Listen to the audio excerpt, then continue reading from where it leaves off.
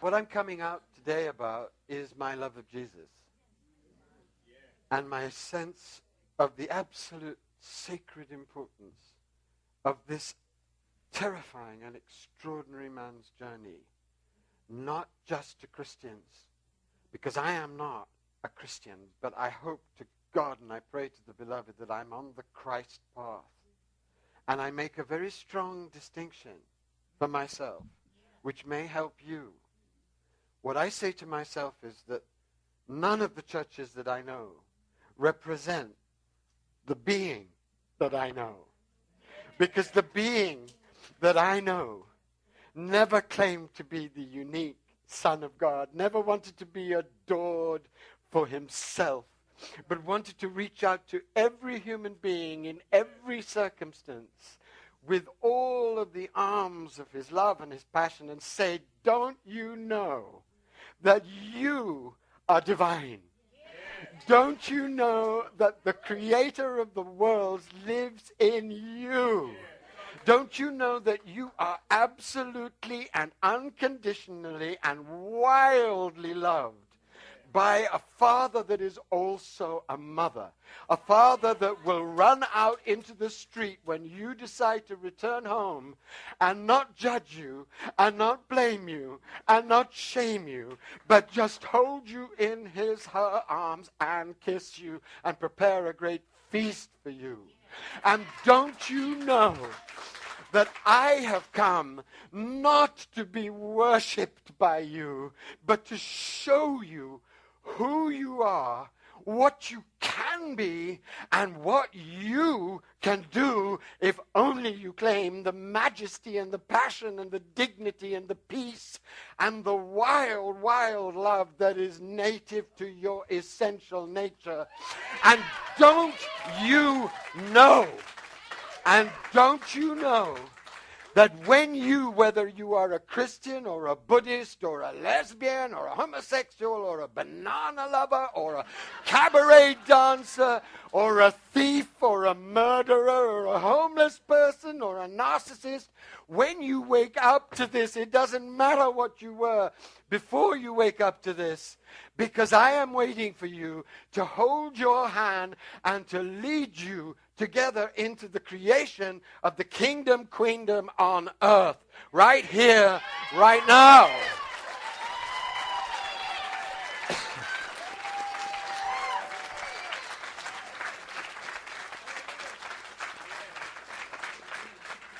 And this Jesus that I know, because I have seen him twice in my life, this Jesus is not only the brother, lover, friend of Christians. This Jesus appears to Hindus, to Buddhists, to Muslims, to people who've never had a single thought about God, to people dying without faith, to anyone who the grace determines, because this Jesus is something even more extraordinary than what we have called him, the Son of God. He is the Son of Man. He is our sign that a divinization of the human through a marriage of the human and the divine can take place in all of us, can empower us, can make us far wilder, far braver, far kinder, far more expansive, far more intensely engaged with the pain of the world than we ever imagined we could be. And he is the sign to us that God is preparing for the human race, the whole human race, a tremendous birth, a birth of divine love and wisdom and power in every human being, so that together all human beings can, in the naked fire of the wise heart, come together at this tragic, terrible, amazing moment and get real about the destruction of the world, get real with it that we are 5 minutes to midnight, get real that everything is at stake and everything is threatened, but also get real about the power that we have, and the power we have together, and the power we have as love and wisdom embodied.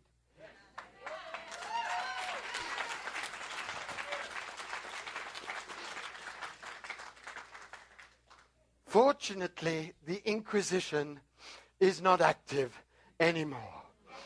Because for saying that, you could get burnt.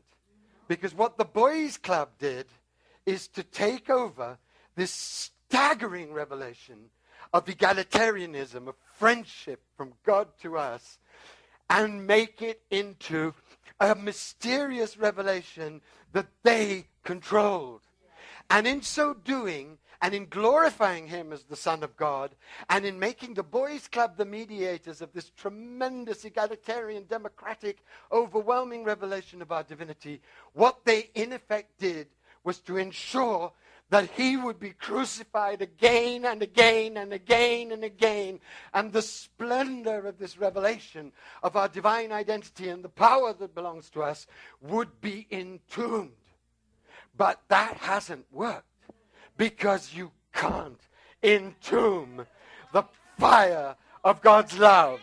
And you can't entomb the fire that lives in us. And you can't entomb the divine truth that all of us know is the truth about ourselves. So what they were trying to do, kids, was wrap a fire in a cotton cloth. And that cotton cloth, thank God, is burning.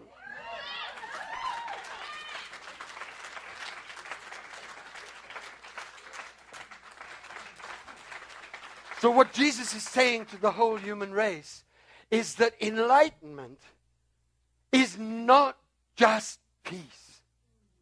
What he's saying to the whole human race is enlightenment isn't just feeling oneness in a vague, gorgeous, sentimental way. What he's saying to the human race is that enlightenment isn't just connecting with the light and going off into the light, although that's a beautiful and holy experience. Real enlightenment, real awakening begins with those things, but arouses the fire of the divine passion for us, for all human beings, for all animals, for the glory of God radiant in the creation, and doesn't just arouse that fire, but marries it to the great peace, and then kicks you up the butt and says to you, what in heaven are you going to do now for the poor, for the disinherited, for those who are oppressed, for the burning forests, for the damaged animals, for the crucified ones? What are you going to do? Because none of it means a hill of beans until you have decided to become a humble warrior, midwife, lover in action in the core of the world.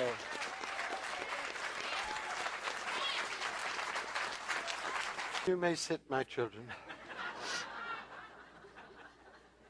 So we've taken the humblest of people and made him into a false god.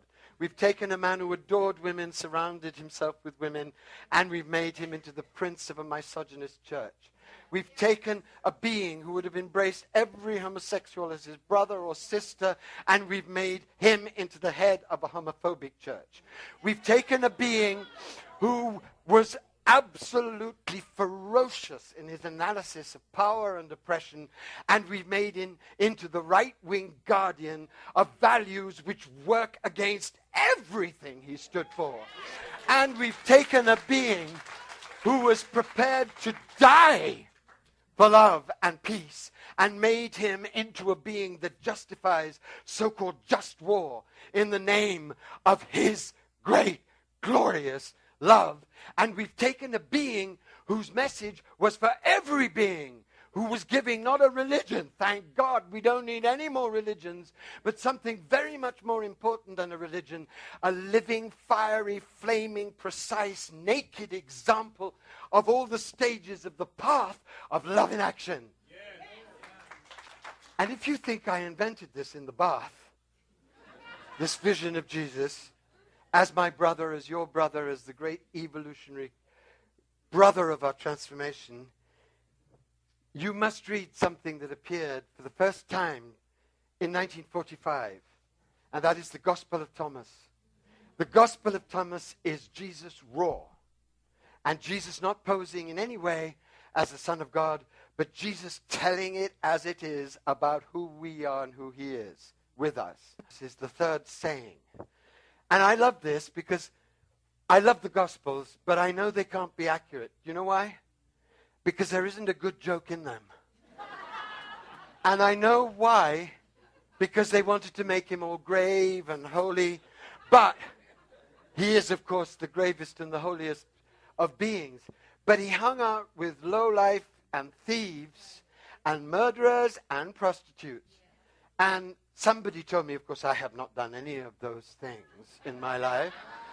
But somebody told me that you can't hang out with prostitutes and thieves and the ordinary madmen of the world and madwomen without being funny, because they're not going to listen to any preachy-weechy stuff.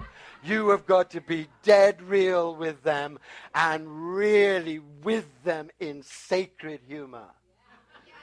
And this is, of course, one of the great powers of the enlightened sacred activist. We're not just doing this out of shame. We're not just doing this out of guilt. We're not just doing this because we know that if we don't do this, the whole world will commit suicide and we will take nature with us. We're doing this because we are joyful. We've discovered our purpose. And with that joy comes a great spaciousness, a great embrace, and a great sense of fun and of real embrace and celebration of life just as it is. And here is what my brother and your brother and the brother of absolutely every wretched layabouts on the earth, which includes the whole lot of us, all of the wrecked, indecisive, shivering, trembling, self-absorbed human beings. Does anybody recognize that description? This is what he's saying. And this is a revolution, because he's saying, if you go on believing in God as some other way, if you go on believing in a heaven that you have to reach to, and that earth is just a way station, you're going to miss the whole point, baby. Because this earth is potentially heaven, if only we could unleash the power of love in action.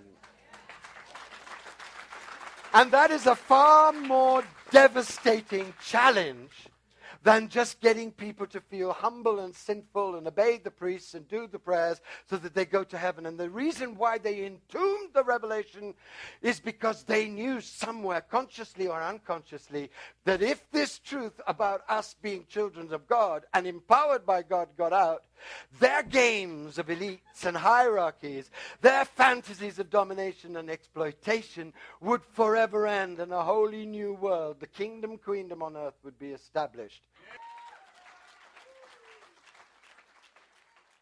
So this is what Jesus says to you. Jesus said, if your leaders, all the CEOs of spirituality of the New Age, for example, if your leaders say to you, look, the kingdom is in, Father's kingdom is in the sky, then the birds of the sky will get there first. And if they say to you it's in the sea, well, then the fish will get there. And then he says, these words that are the whole truth when you unpack them. And they're not the whole truth because Jesus said it. They're the whole truth because every mystical system that has woken up to reality has said in different ways the same thing, but none with the kind of intensity that he did, because he brought that intensity as his supreme gift to our evolution. He said, rather, the kingdom of God is inside you, and it's outside you. And in the Bible, they cut out "and outside you," because it was very convenient for the boys' club to say the kingdom of God is inside you, because then they could pose as the mediators of that kingdom consciousness to you, and then they could get to wear all those swishy robes, you know.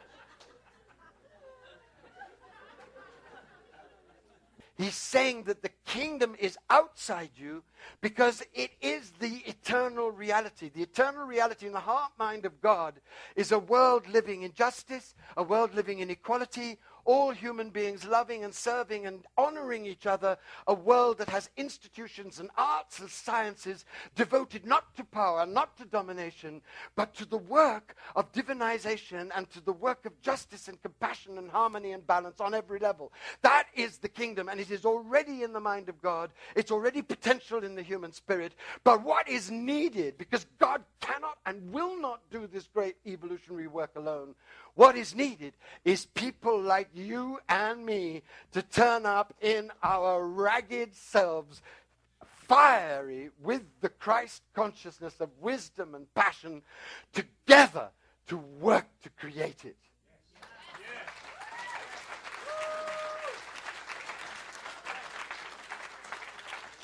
And he goes on. People are always saying to me, you sound like a fundamentalist. And I say to them, why the hell should they have all the fun? Why shouldn't there be passion in the name of Jesus in a universal vision of Jesus? Why should it be the foundation of another dreary church with dogmas instead of an insemination of the divine fire in every human heart? That's what I say to them. And this is what Jesus says to us. He says, when you know yourselves, when you know who is really living in you, when you know, don't just read about, don't just believe some crazy English person who's telling you, because I might be on drugs.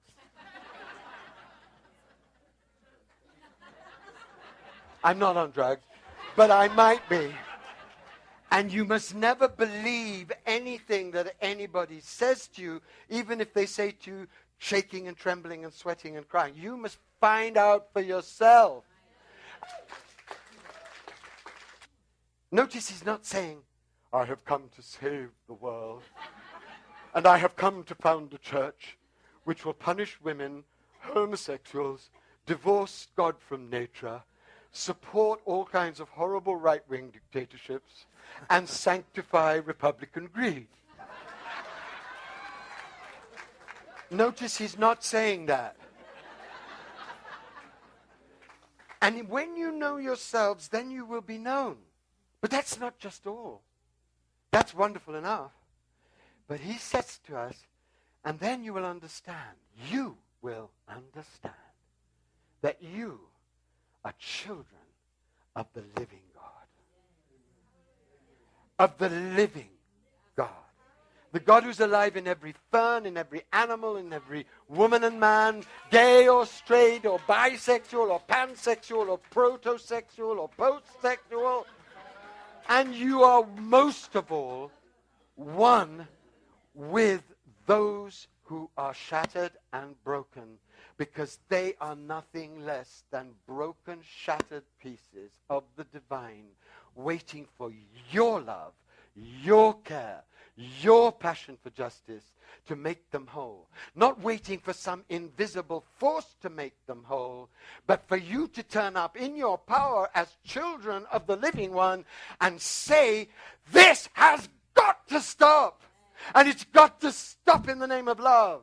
And it's got to stop in the name of justice. And together, you and I, who know that we have to say this great no before the great yes is born, together we are going to change the structures of thought, the structures of self-humiliation, the structures of self-loathing, the structures of oppression, the structures of imperial craziness that are keeping this madness going.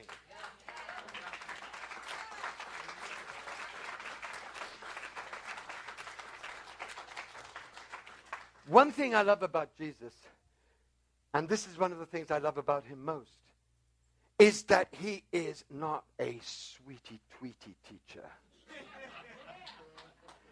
Jesus had a very ferocious side because he had a mother lioness in him that could not bear to see anyone hurt or afflicted or humiliated.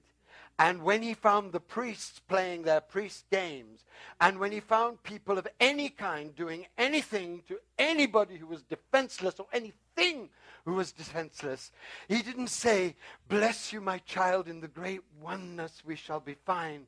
He roared like a lion, because he roared on behalf of all those people and all those animals and all those plants that we consider worthless, because he knew, as we will know when we wake up, that every single being is utterly holy and utterly sacred, and there is only one response that could ever be adequate to that holiness and that sacredness, and that is the work for justice on every single level.